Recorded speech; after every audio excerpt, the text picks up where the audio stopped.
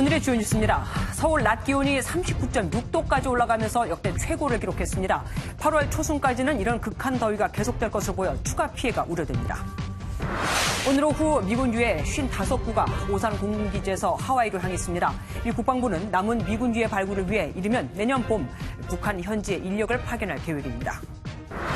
어제 남북 장성코 회담에서 남북이 서해 해안포를 덮고 포문을 폐쇄하는 데 뜻을 모았습니다. 서해 북방 한계선 NLL 일대를 평화지대로 만들기 위한 첫걸음입니다. 재판거래 의혹을 받는 양승태 사법부의 일부 문건이 끝까지 공개되지 않아 논란이 일고 있습니다. 어제 공개한 문건 곳곳에선 대통령과 장관, 국회의원에 대한 평가가 발견됐습니다. 제주에서 실종됐던 30대 여성이 일주일 만에 숨진 채 발견됐습니다. 경찰은 시신이 실종된 곳에서 100km나 떨어진 곳에서 발견된 만큼 정확한 사인을 밝히고 있습니다. 리비아에서 피랍돼 27일째 행방에 묘연했던 우리 국민의 영상이 공개됐습니다. 자신이 한국인이라고 밝힌 이 남성은 아내와 자식을 언급하며 제발 도와달라고 호소했습니다.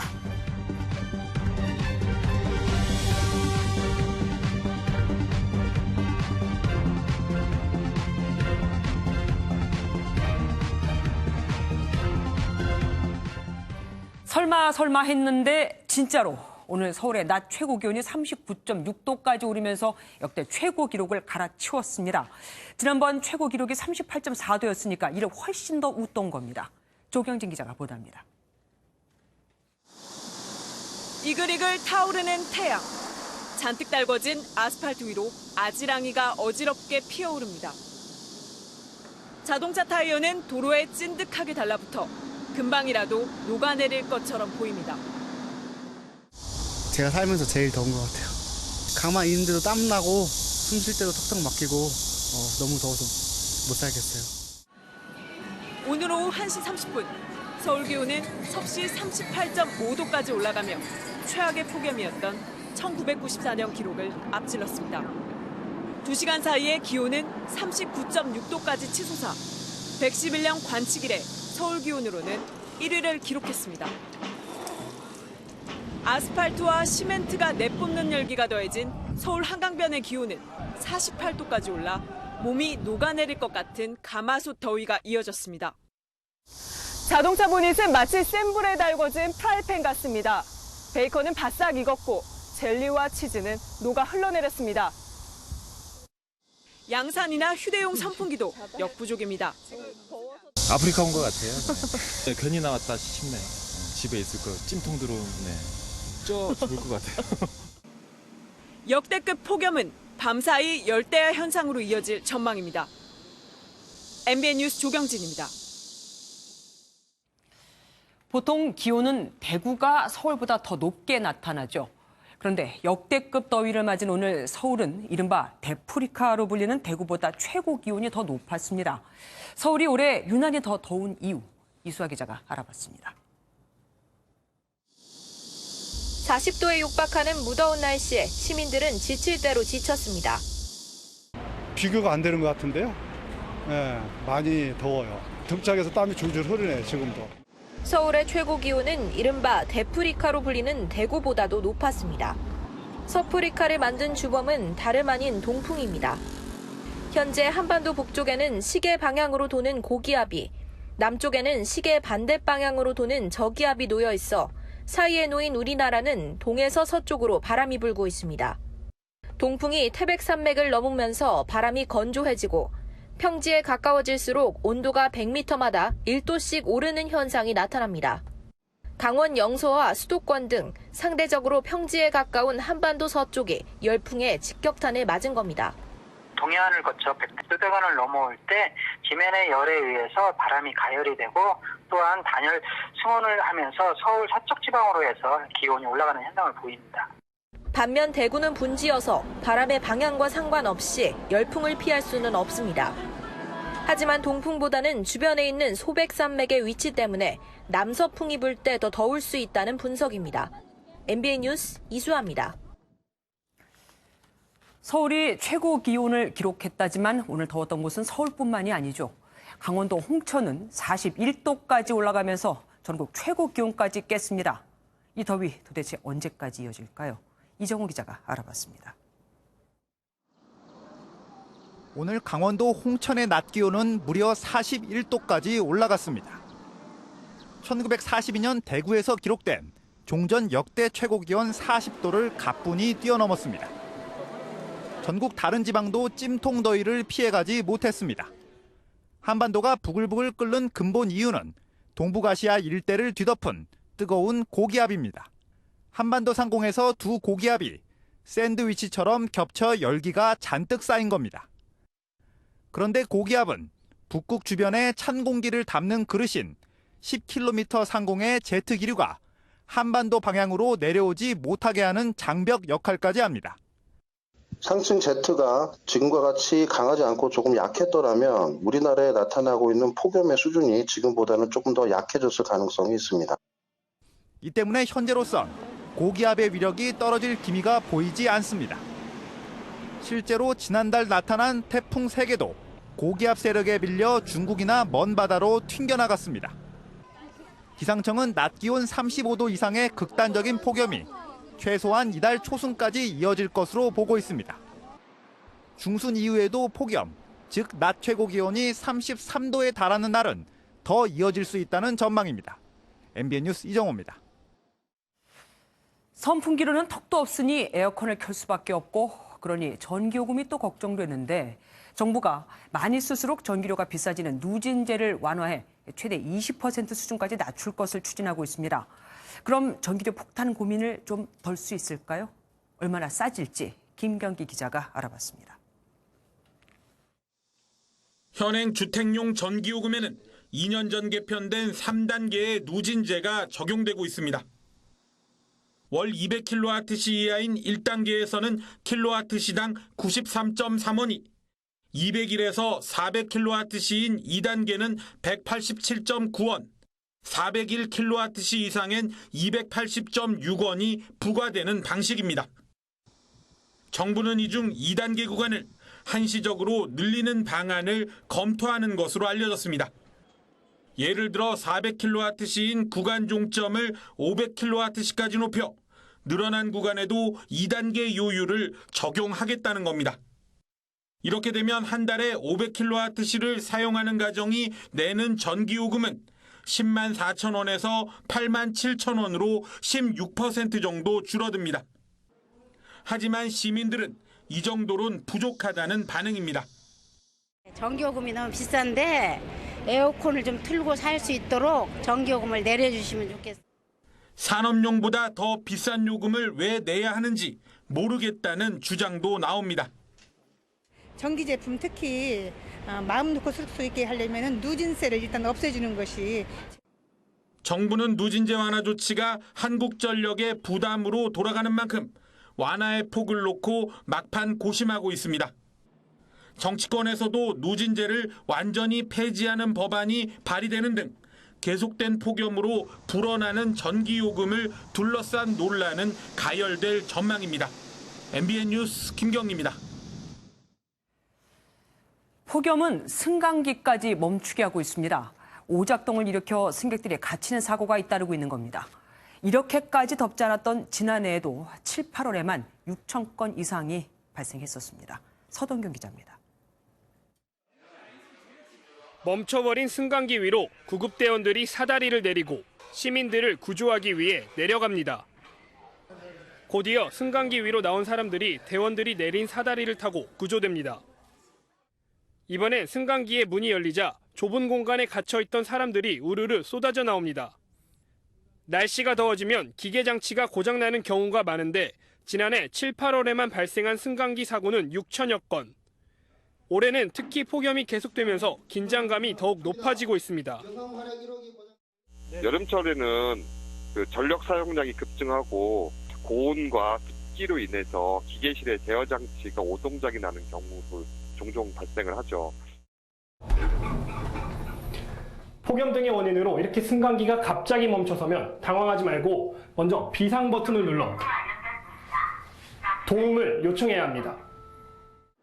승강기에 갇히게 되면 대부분 추락을 걱정하는데 로프 등 안전장치가 있기 때문에 실제 추락으로 이어질 가능성은 낮습니다. 시민들이 생각하는 것과는 다르게 승강기가 아래로 추락하는 경우가 거의 없습니다. 그런 불안감 때문에 당하고 계신데 그런 위험은 없으니까 일단은 좀 안전하게. 전문가들은 긴장을 풀고 최대한 편안한 자세로 숨을 천천히 쉬는 게 심적인 안정에 도움이 된다고 당부했습니다. MBN 뉴스 서동균입니다. 미국은 다민족 국가로 이루어진 나라이니만큼 애국심을 고취시키는 차원에서라도 나라를 위해 목숨을 바친 이들의 유해를 찾아 잘 장사를 지내주는 걸 굉장히 중요하게 여깁니다.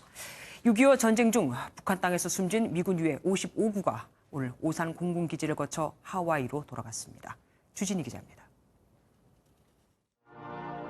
미국 국가가 울려 퍼지고 유엔기에 쌓인 55개의 은색 관들을 향해 일제히 경례를 합니다.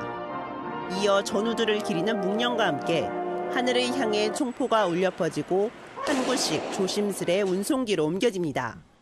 북한이 지난달 27일 보낸 미군 유해 55구의 송환식이 오늘 오산 공군기지에서 열린 겁니다. 이 자리에는 송영무 장관과 빈센트 브룩스 한미연합사령관 등 한미 양국 관계자들 500여 명이 참석했습니다. As the successors of United Nations Command in the Republic of Korea and as the beneficiaries of the noble sacrifices of those who for a short while longer will remain nameless. 북한은 이번에 유해 55구와 함께 인식표, 즉 군번줄 1개를 같이 송환했습니다. 미 당국은 6.25 전쟁 당시의 미군의 것으로 확신한다며 북한으로부터 송환받은 뒤 유해와 물건들을 감식했다고 밝혔습니다. We ensure all the remains are human. We ensure it's at least plausible that the remains are American. There's no doubt that this is an American identification tag. 유해는 하와이의 진주만 히컴 기지로 옮겨져 신원 확인 절차를 거쳐 가족들 품으로 돌아갈 것으로 보입니다. MBN 뉴스 주진입니다. 어제 남북 장성급 회담이 공동 보도문을 내지 못하고 끝났지만 그렇다고 성과가 없었던 건 아닙니다. 한반도의 화약고로 불리는 서해 북방 한계선, 이 NLL 근처 해안포를 사실상 폐쇄하는 데 의견 일치를 이뤘거든요.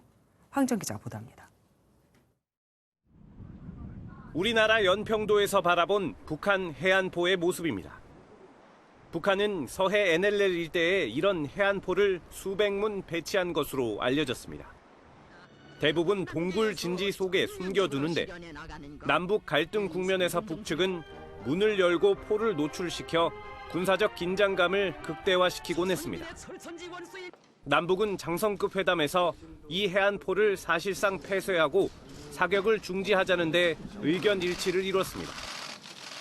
한포, 해안포의 그 포구 덮개 또는 이게 포문들을 폐쇄하는 이런 그 적대 행위를 중지하자고 하는데 견해를 우선 일치해서 비무장지대 내 경계 초소 철수 등 어제 회담에서 남북이 공감대를 이룬 3가지 사안 모두 기존에 알려졌던 내용이지만 해안포 폐쇄 추진은 처음 알려진 방안입니다.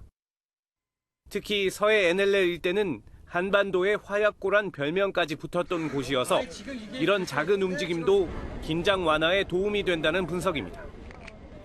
우리 군도 연평도와 백령도 등에 K9 자주포를 다수 배치하고 있는데 남북 간 의견 일치에 따라 앞으로 해당 전력 배치에 수정이 이뤄질 가능성도 있습니다. MBN 뉴스 황지연입니다. 리용호 북한 외무상이 아세안 지역 안보 포럼에 참석하기 위해 모레 싱가포르에 갑니다. 지난해만 해도 각 나라들은 북한과 조우하기도 꺼렸었는데 이번에는 다릅니다. 내심 대화를 원하는 분위기가 강해진 겁니다. 싱가포르 현지에서 오지혜 기자가 전해왔습니다. ARF 외교장관 회의를 앞두고 우리나라를 비롯해 각국 외교수장들이 속속 싱가포르를 찾고 있습니다. 북한 리용호 외무상은 모레 아침 싱가포르에 도착할 것으로 알려졌습니다. 북한은 그동안 ARF 외교장관 회의에 꾸준히 참석해 북핵과 미사일 도발의 정당성을 피력하는 자리로 활용해왔습니다. 우리가 선택한 핵무력 강화에 대해서 단 한치의 양보도 없다는 것을 설명했습니다. 하지만 이번 주말 이곳 싱가포르 국제회의장에서 열릴 ARF 외교장관 회의에서는 상당히 달라진 구도가 예상됩니다. 과거와 달리 우리 측은 물론 일본과 미국도 내심 북한과의 양자회담을 기대하는 모습이기 때문입니다.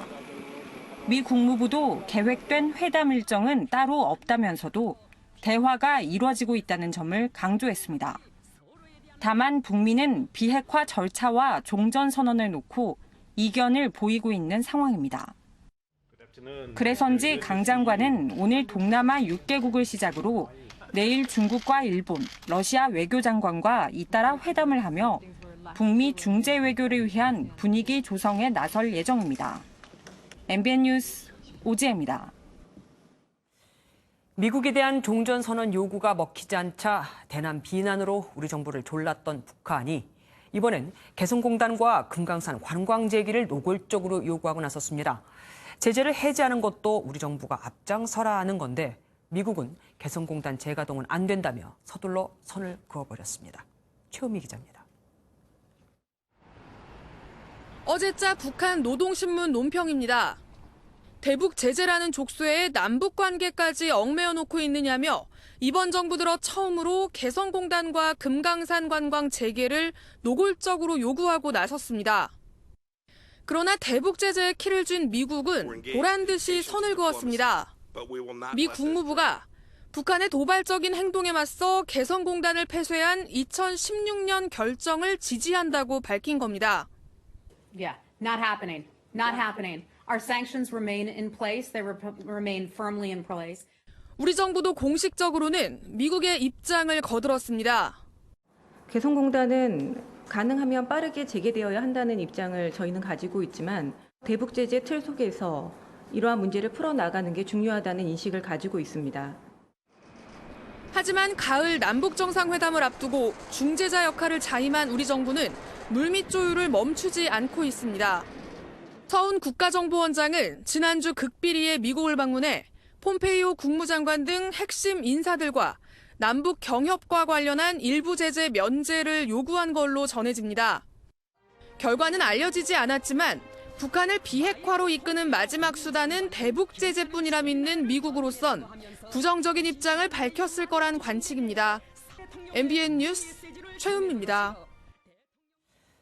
9월이나 10월로 예상됐던 문재인 대통령의 가을 평양 방문이 이달 말로 앞당겨질 수 있다는 관측이 나오고 있습니다. 청와대는 결정된 바 없다고 했지만 그 가능성 자체를 부인하지도 않았습니다. 송정 기자입니다. 남북 정상이 합의한 4.27 판문점 선언에는 문재인 대통령의 올해 가을 평양 방문이 명시돼 있습니다.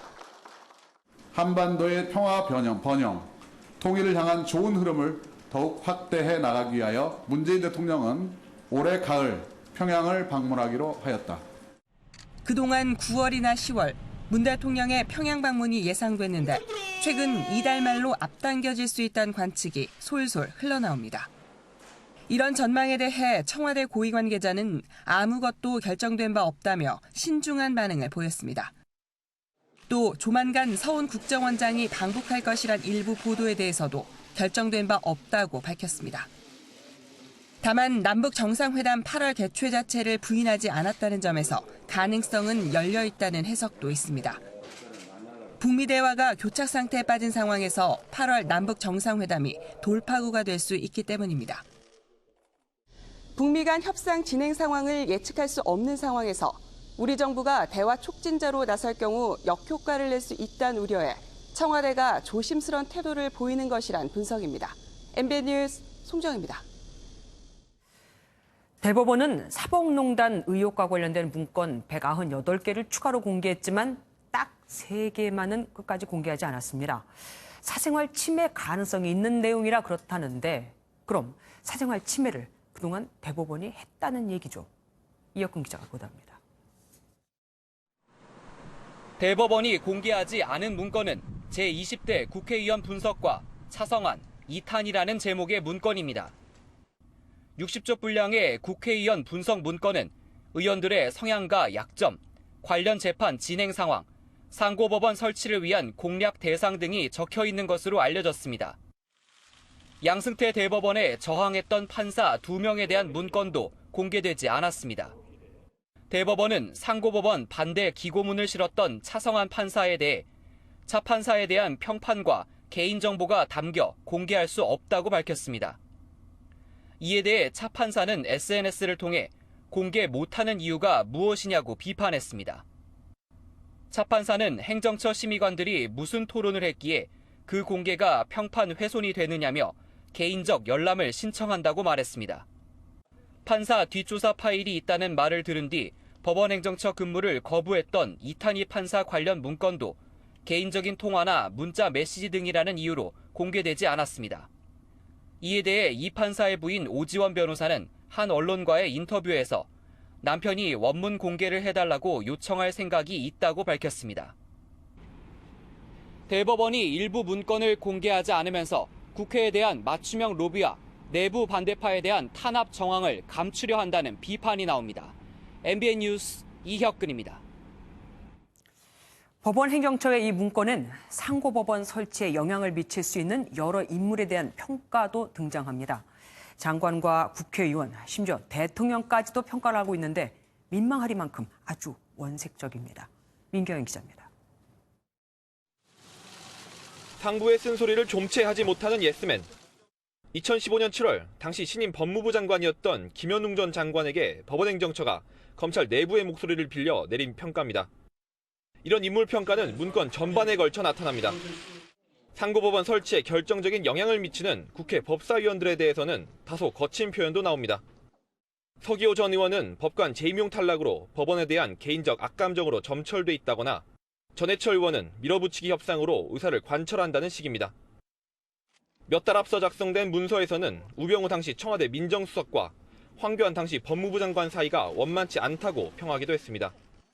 문재인 대통령도 등장하는데 유력한 대선 주자로 권력 독점을 희망한다는 짤막한 분석입니다. 심지어 당시 대통령이었던 박근혜 전 대통령에 대한 평가도 내립니다. 권력 상실 후의 배신에 대해 극도의 트라우마를 가졌다며 퇴임 후 영향력 유지에 더욱 집착할 것이라는 원색적인 내용입니다. 특히 대법원이 이번에도 비공개를 결정한 20대 국회의원 분석 문건에서는 더욱 노골적이고 자극적인 평가가 담겨 있을 것이란 시각도 나옵니다. MBN 뉴스 민경영입니다. 양승태 대법관 시절 함께 일하며 사법농단 의혹을 받고 있는 고영한 대법관이 퇴임했습니다. 고 대법관은 사법부에 대한 신뢰가 무너진 것에 대해 우려하면서도 자신은 말할 자격이 없다고 고백했습니다. 유호정 기자입니다. 고영한, 김신, 김창석 3명의 대법관이 6년 임기를 마치고 퇴임했습니다. 관심은 법원 행정처장을 지내던 당시 부산 건설업자 뇌물 항소심에 개입한 의혹을 받고 있는 고영한 대법관에 쏠렸습니다. 저의 부덕의 소치로 인해 법원 가족은 물론 사법부를 사랑하는 많은 국민 여러분께 심려를 끼쳐드린 점에 대해 매우 송구스럽게 생각합니다.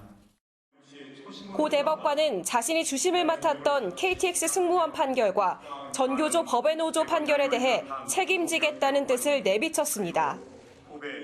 이어 법원 안팎에서 사법에 대한 신뢰가 무너져 내리고 사법권 독립 훼손에 대해 걱정하는 목소리가 높다고 지적했습니다. 저로서는 말할 자격이 없음을 잘 알고 있고 그래서 더욱 안타까운 심정입니다.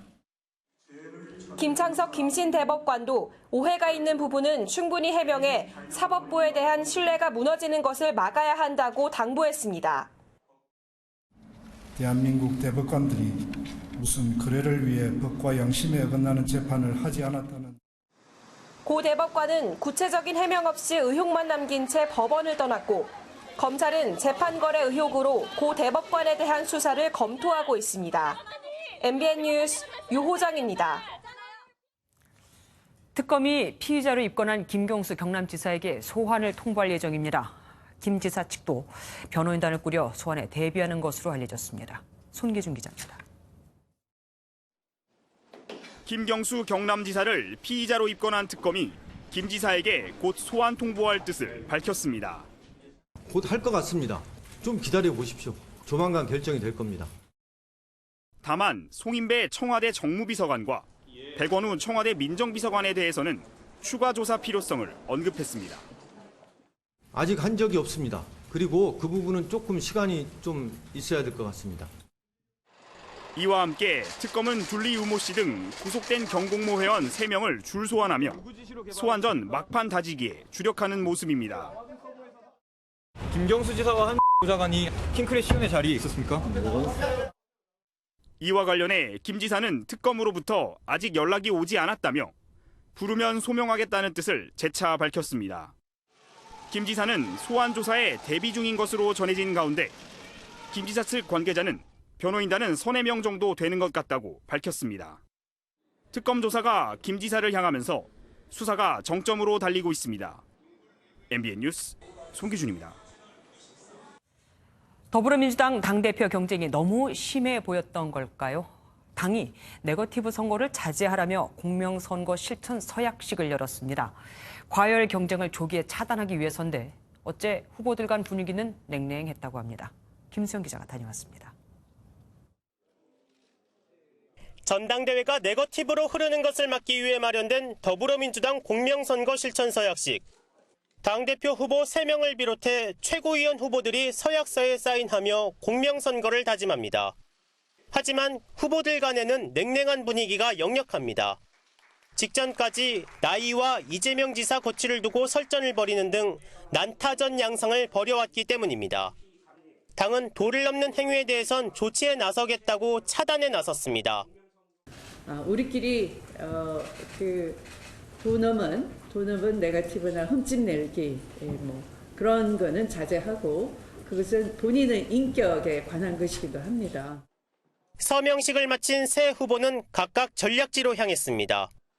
호남 출신인 송영길 후보는 부산에서 당대표 출정식을 가진 데 이어 고 노무현 전 대통령 묘역을 참배하며 영호남 통합 리더십을 노렸고, 김진표 후보는 권리당원 수가 가장 많은 호남 지역 공략을 위해 광주로 향했습니다.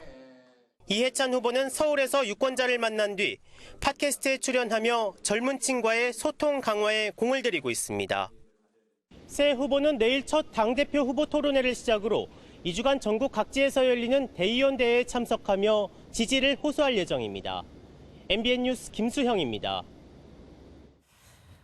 자유한국당은 오늘도 기무사 문건 공세를 이어갔습니다. 김의겸 청와대 대변인과 군인권센터를 군사기밀보호법 위반으로 검찰에 고발하겠다고 밝히고, 노무현 정부 때도 기무사의 문건 작성이 있었다며 국정조사를 하자고 주장했습니다. 이동석 기자입니다. 김병준 비상대책위원장을 포함한 비대위원들이 이른 새벽 버스를 타고 출근길과 재래시장에서 현장의 목소리를 들었습니다. 한나라당 너무 싫은 게 말들을 너무 함부로 해. 그거 정말 싫어요. 국민들 다 싫어해요. 최저임금이 서민들을 위한 것인데 오히려 서민들을 어렵게 한다. 원내 지도부는 연일 기무사 계엄령 문건 공세를 이어갔습니다. 특히 김의겸 청와대 대변인과 군인권센터를 군사기밀보호법 위반으로 검찰에 고발하겠다고 밝혔습니다. 언제부터 우리 군이 일개 시민단체 하나에 휘둘릴 정도로 당나라 군대가 됐는지. 그러면서 2004년 노무현 전 대통령 탄핵 당시에도 기무사가 대정부 전복 대비 차원에서 첩보 수집 활동이나 언론인 관리 등의 내용이 담긴 수십 쪽의 문건을 만들었다고 주장했습니다. 당시 송영건 사령관 자필로 확실하게 지시된 대로 액션이 이루어져야 함이라는 메모와 문재인 정권의 이석구 기무사령관이 국민을 속이려고 작정하고 있다는 사실. 이에 대해 더불어민주당은 한국당이 요란스럽게 떠드는 혁신이 고작 기무사 감싸기냐고 비판하며 당 차원의 TF를 구성하겠다고 밝혔습니다. MBN 뉴스 이동석입니다. 제주에서 가족과 함께 캠핑을 하던 30대 여성은 결국 시신으로 발견됐죠. 그런데 시신을 찾은 곳은 실종 추정 지점에서 100km 정도 떨어진 섬의 반대편. 조류에 의해서는, 그러니까 그냥 물에 떠밀려서는 갈 수 없는 위치였습니다. 안진우 기자입니다. 실종된 30대 여성 최모 씨가 일주일 만에 해상에서 숨진 채 발견됐습니다. 제주 모슬포와 가파도를 오가는 여객선 선장이 발견해 해경에 신고했습니다. 발견 당시 시신의 얼굴 등이 심하게 부패해 신원을 확인하기 어려웠지만 유족이 최 씨를 확인했습니다. 그 여객선 선장님이 보시고 해상에 어떤 물체가 떠 있으니까 긴가민가 했는데 또 실종된 그 가족분들이 오셔가지고 확인해 보니까 이제 문신했던 자리가 있고 목걸이 찼던 거, 입었던 옷들이. 그런데 시신이 발견된 위치가 의문입니다. 실종된 것으로 추정되는 세화포구에서 타원행으로 섬 반바퀴를 돌아야 하는데 약 100km나 떨어진 반대쪽이었습니다. 해상 전문가는 단 7일 만에 약 100km 이상 떨어진 해상에서 시신이 발견된 것 사실상 불가능하다고 말합니다. 조류랑 해류랑 종합적으로 봤을 때 그 기간 동안 이 조류나 해수 유동만으로 거기까지 도달하는 것은 조금 어려울 것으로 저희가 보고 있고요. 다만 바람 등 기상에 영향이 있었다면 시신이 멀리 떠밀려 갈 수도 있다고 덧붙였습니다. 경찰은 실족과 타살 등 모든 가능성을 열어두고 수사를 진행하는 한편 부검을 통해 정확한 사인을 밝힐 계획입니다. MBN 뉴스 안진우입니다. 리비아에서 피랍돼 27일째 행방에 묘연했던 우리 국민의 영상이 공개됐습니다. 아무래도 납치 세력들이 귀환 조건을 제시해 올 듯합니다. 연장현 기자입니다. 모래 언덕 위에 남성 4명이 침울한 표정으로 앉아 있습니다. 뒤편에는 복면을 쓰고 무장한 사람들이 이들을 지켜보고 있습니다.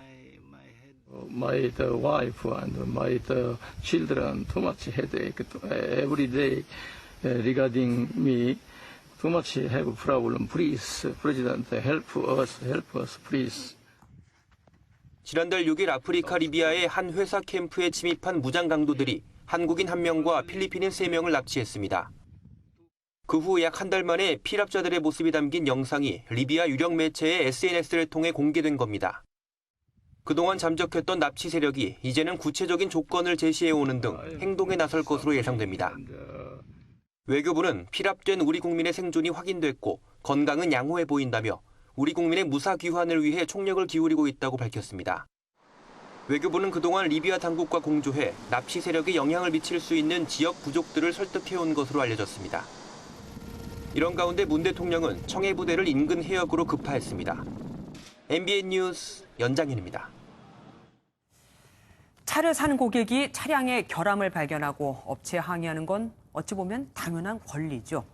그런데 환불을 해준다고 하는데도 막무가내로 찾아가 난동을 부린다면 이건 어떻게 받아들여야 할까요?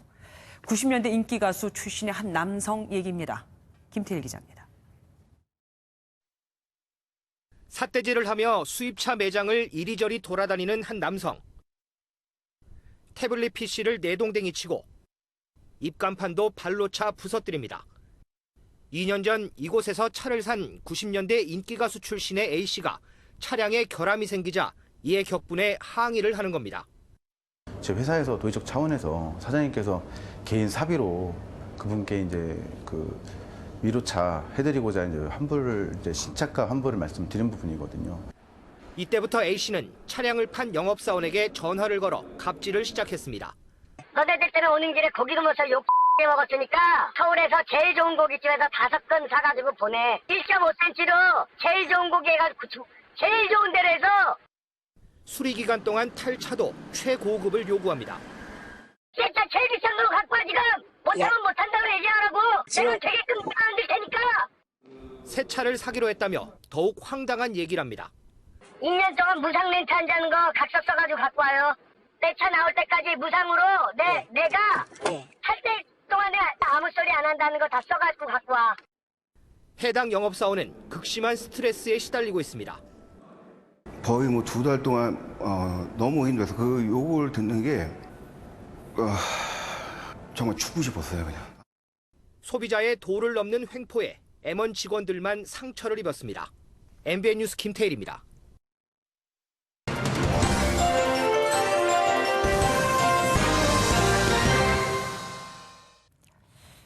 영동고속도로를 역주행한 외제 차량은 맞은편 차들이 경적을 울려도 피하지 않았습니다. 그러다가 마주오던 택시를 들이받았고 뒷좌석에 탄 승객은 그 자리에서 사망. 택시 운전사는 중태에 빠졌죠. 당시 사고 운전자의 혈중 알코올 농도는 0.176%, 만취 상태였습니다.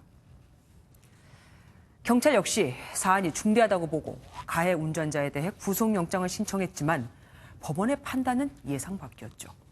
가해자의 몸 상태가 좋지 않다며 영장을 기각한 겁니다.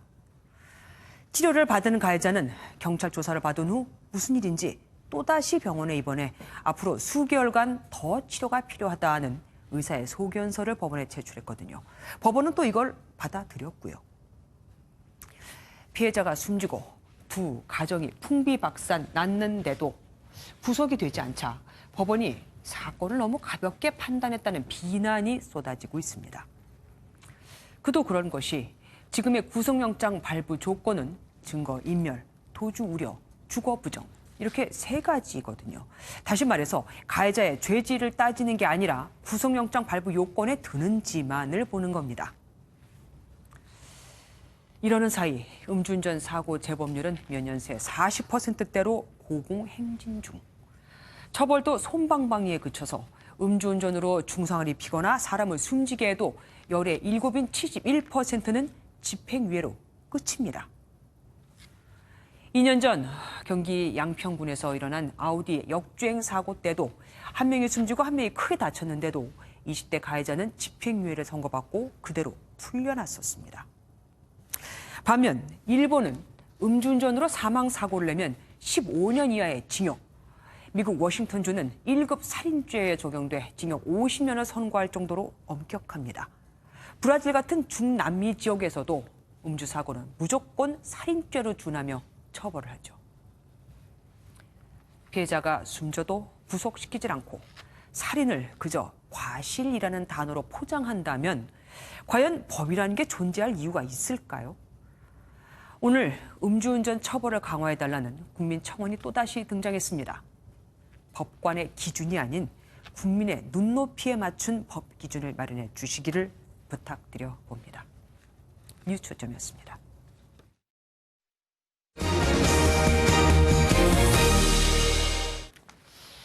가격을 2배로 올린 뒤 1+1 할인 행사를 해온 대형 마트들. 대법원이 과장 광고가 맞다고 판결했습니다. 이마트는 되려 여기에 대해 공정위가 시정명령을 내리자 취소 청구 소송을 냈었거든요. 얼굴도 두껍죠. 조성진 기자입니다.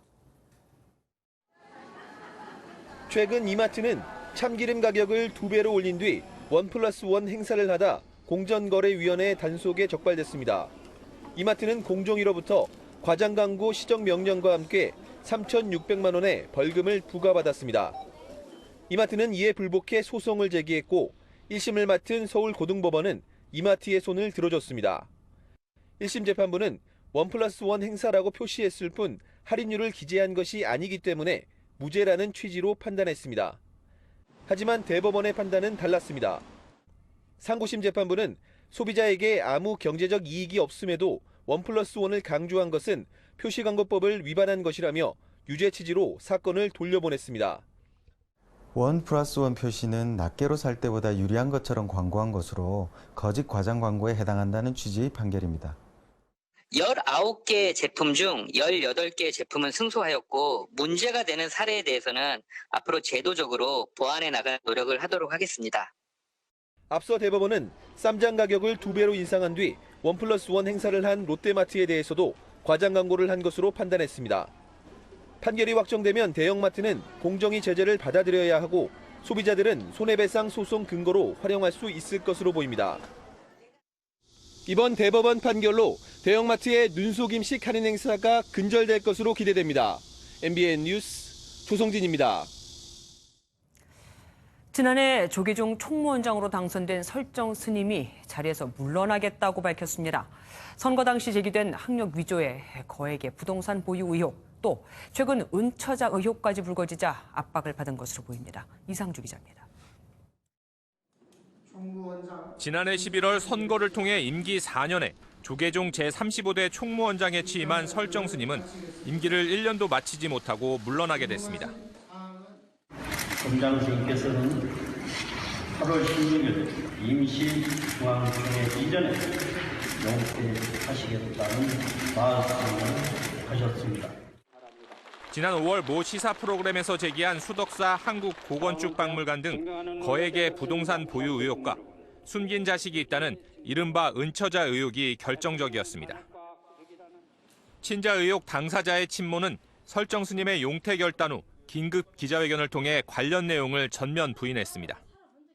설정 스님과는 아무런 연관이 없으며 그 당시 저의 간청을 받아주어 입양에 관련하여 도와주신 유일한 일입니다. 조계종은 설정 스님이 사퇴한 날로부터 60일 이내 후임 총무원장을 선출해 혼란스러운 종단의 빠른 수습과 안정화에 나서겠다고 밝혔습니다. MBN 뉴스 이상주입니다. 요새 공항에선 중국으로 가는 비행기마다 한바탕 전쟁이 벌어지고 있습니다. 중국 보따리 상들이 면세품 싹쓸이 쇼핑에 나서면서 그 수화물 처리하는 일이 만만치 않아진 건데요. 돈을 내고 수화물을 붙이면 상관없지만 그렇지 않다는 게 문제입니다. 비행기가 제때 출발하지 못할 정도입니다. 김민수 기자입니다. 탑승 게이트 앞이 마치 돗대기 시장을 방불케 합니다. 중국인 보따리상, 일명 달공들이 면세품을 정리하고 포장지 등을 마구잡이로 버린 겁니다. 면세품을 워낙 많이 사다 보니 비행기로 갖고 들어가지도 못하고 게이트에서 위탁 수화물로 보냈는데 무게를 재고 추가 운임을 걷다가 출발이 지연되기도 일쑤입니다. 적지 않은 달공들이 아예 추가 운임을 못 내겠다며 항의하는 통에 더 늦어지기도 합니다.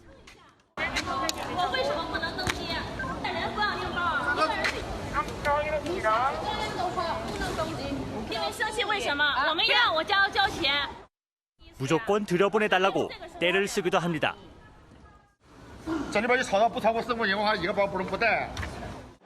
이 와중에 항공기 지연도 최대한 줄여야 하는 직원들은 달공 상대하랴 증온기랴 혼이 빠질 지경입니다.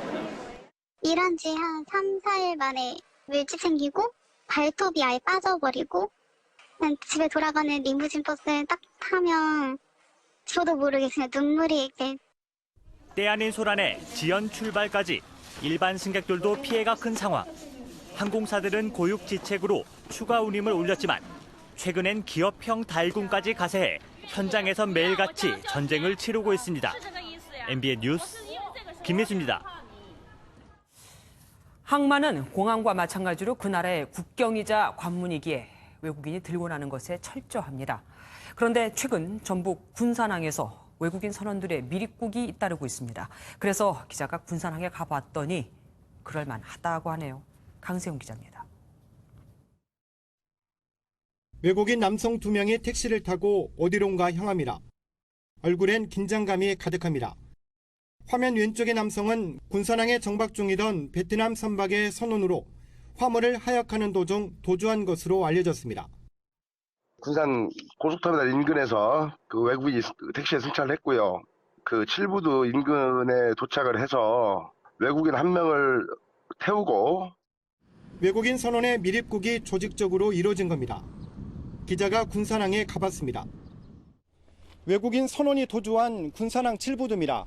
항만은 청와대와 마찬가지로 국가 중요 시설이지만 담장은 보시는 것처럼 너무나 허술합니다. 어떻게 넘어갔는지는 저도 아직 못 들어서 모르겠는데 저기를 진짜 올라가서 맘만 먹으면 올라가면. 주변에 CCTV가 있긴 하지만 화질이 좋지 않아 차량 번호조차 확인이 안 됩니다.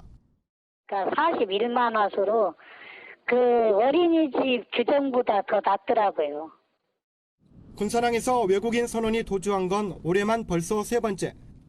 8년 전에는 탈레반 핵심 조직원으로 알려진 외국인 2명이 미립국하는 등 군산항이 기본적인 보안마저 뚫린 채 방치되고 있습니다. MBN 뉴스 강세훈입니다. 숫자를 보는 오늘의 뉴스입니다. 금융당국엔 내보험 찾아줌이라는 인터넷 사이트가 있습니다.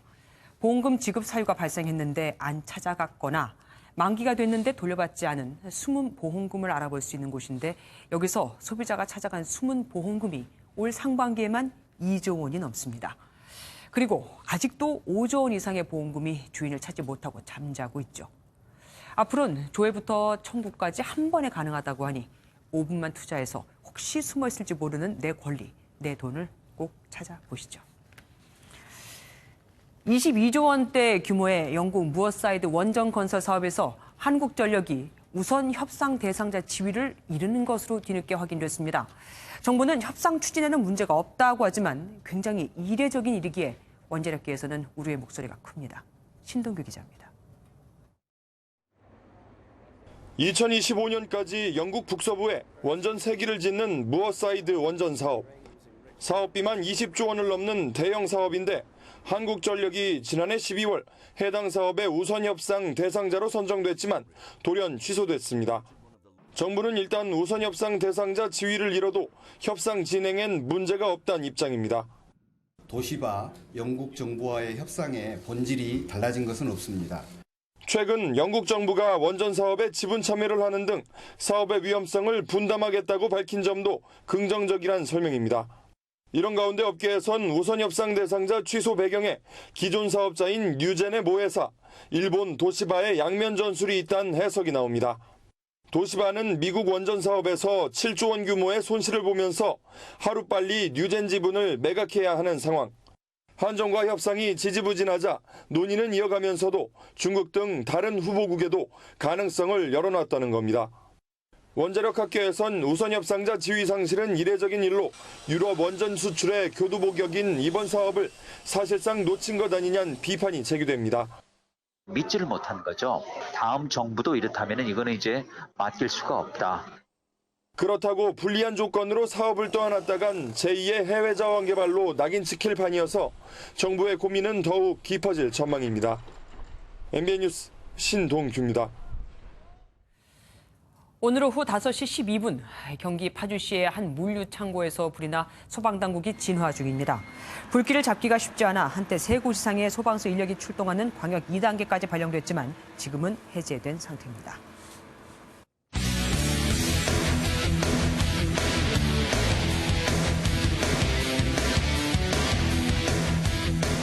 안녕하십니까. 스포츠 뉴스입니다.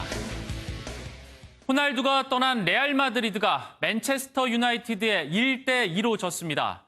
토트넘의 손흥민은 체력 안배 차원에서 교체 출전했습니다. 한여름의 챔피언스 리그 인터내셔널 챔피언스컵 소식 전광열 기자가 정리했습니다. 잉글랜드와 스페인을 대표하는 축구명가 맨체스터 유나이티드와 레알 마드리드의 맞대결. 전반 18분 맨유 미드필더 산체스가 다르미안의 패스를 받아 선제골을 넣었습니다. 산체스의 마무리 능력이 돋보인 득점. 산체스는 9분 뒤 감각적인 헤딩 패스로 팀 동료 에레라의 골까지 도왔습니다. 레알 마드리드는 전반 추가 시간 벤제마의 골로 추격에 시동을 걸었지만 유벤투스로 떠난 간판 공격수 호날두의 빈자리를 실감하며 1대2로 졌습니다. 손흥민이 체력 안배 차원에서 후반 교체 출전한 토트넘은 은쿠드의 결승골로 AC 밀란을 1대0으로 물리쳤습니다. AS 로마가 FC 바르셀로나에 4대2로 역전승한 경기에선 바르셀로나 하피냐의 골이 돋보였습니다. 컴퓨터 게임 같은 패스 연결에 이은 하피냐의 발리슛 득점. 관중의 감탄사를 끌어내기에 충분했습니다. MBN 뉴스 전광열입니다. 2회 연속 금메달에 도전하는 아시안게임 축구대표팀이 첫 훈련을 시작했는데요. 상대팀이 아닌 더위와의 전쟁을 펼쳐야 하게 생겼습니다. 무더위 속 선수들의 훈련 장면 함께 보실까요? 구경호 기자입니다. 첫 소집 훈련에 나선 23세 이하 아시안게임 축구대표팀이 햇볕을 피해 그늘에서 몸을 풀기 시작합니다. 불볕 더위 때문에 오후 6시에서야 훈련을 시작했지만 기온은 체온보다도 높고 선수들은 땀을 비오듯 흘립니다. 대회가 열리는 인도네시아 날씨도 크게 다르지 않아서 김학범 감독은 더위에 강한 선수들 위주로 선발했습니다. 조금만 뛰어도 얼굴 빨개지고 머리가 막 띵해지는 느낌? 그런 느낌. 그런데 제가 또 여름에 태어나가지고 여름에 더위에는 강합니다. 더위 탓에 오는 8일 출국까지 남은 국내 훈련은 5차례.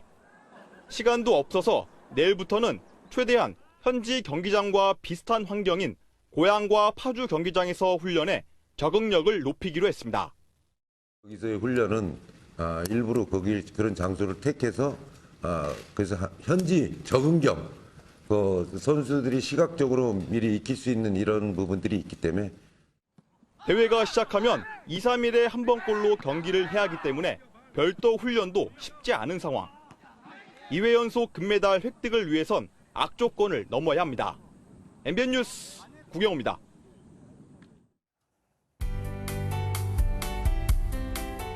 올 여름 더위 정말 지독합니다. 무서운 속도로 기온이 오르더니 오늘 낮 홍천에서는 41도까지 치솟으면서 전국 역대 최고 기온이었던 대구의 기록을 깼습니다. 서울에서도 39.6도로 기상관측 이래 111년 만에 가장 더운 날이었습니다. 문제는 펄펄 끓는 이 무더위가 내일도 계속된다는 겁니다. 서울과 홍천의 낮 기온 39도가 예상됩니다. 여기에 밤더위도 심해져 서울에서는 초열대에 가까운 기온이 나타나겠습니다. 내일 전국적으로 자외선 지수가 강하겠고 서쪽 지역에서는 오존 농도 나쁨 수준이 예상됩니다. 여기에 중서부 지역에서는 밤에 공기도 탁해지겠습니다. 전국 대부분 지역에서 폭염특보가 계속되는 가운데 오늘 최악의 무더위가 기승을 부렸습니다. 한편 열대저압부로 약화된 태풍 종다리는 수온이 높은 해상을 지나면서 다시 태풍으로 발달할 가능성이 있겠습니다. 내일도 전국이 맑겠습니다. 대전의 낮 기온 38도까지 치솟겠습니다. 남부 내륙에서는 오후 한때 구름 많겠습니다. 광주의 낮 기온 37도가 되겠습니다. 동해안 지역 강릉의 아침 기온 26도로 시작해 한낮에는 33도까지 오르겠습니다. 다음 주 화요일은 가을로 들어선다는 절기 입추지만 35도로 웃도는 폭염은 계속되겠습니다. 날씨였습니다. 뉴스팔이 선정한 이한장의 사진입니다. 멕시코 북부에서 100여 명을 태운 여객기가 수풀지대에 처박혀 연기가 계속해서 피어오르고 있습니다. 여객기의 형체도 알아보기 어려울 정도지만 놀라운 건 사망자가 단 한 명도 없었다는 겁니다. 비행기가 수평으로 추락한 덕도 있지만 승객들이 안내에 따라 차례차례 차분히 탈출한 덕이기도 하죠. 역시 급할수록 차분이라는 말이 옳은가 봅니다. 뉴스팔 여기서 마치겠습니다. 함께해 주신 여러분 고맙습니다.